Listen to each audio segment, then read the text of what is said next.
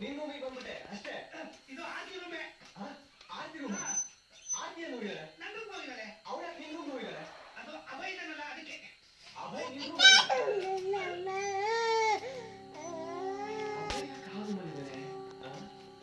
ನಡಿ ತೋರ್ಸು. ನಡಿ.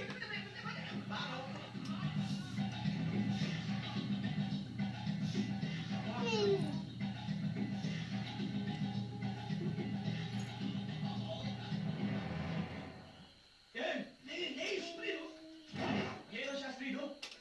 ಬ್ಯಾಂಕಾಕಲ್ಲಿ ನಡೀತಿರೋ ಅಂದ್ರೆ ರೊಮ್ಯಾನ್ಸ್. ರೊಮ್ಯಾನ್ಸಾ?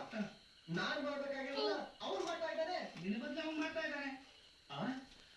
ಅಂದ್ರೆ ನಿನ್ನ ಪರವಾಗಿ ಪೂಜೆ ಮಾಡ್ತಾ ಇರೋ ಪ್ರೀತಿಯ ಪೂಜಾರಿ.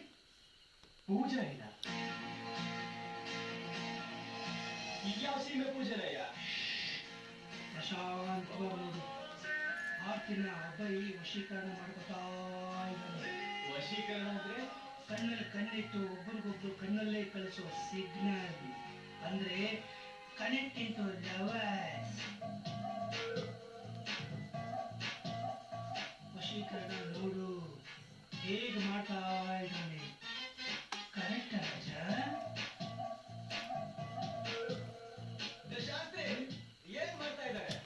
ಲಿಪ್ಸ್ ಇಂದ ಲಿಪ್ಸ್ ಕೊಡೋ ಸಂದೇಶ.